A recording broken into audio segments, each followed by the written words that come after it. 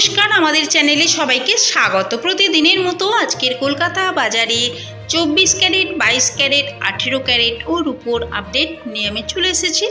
চলুন তাহলে এক নজরে দেখে নেওয়া যাক। প্রথমেই দেখে নেওয়া যাক 24 ক্যারেট 1 গ্রাম সোনার দাম 6,589 টাকা। হলমার্ক 22 ক্যারেট 1 গ্রাম সোনার দাম 6,275 টাকা। 18 ক্যারেট 1 গ্রাম সোনার দাম 5,134 টাকা।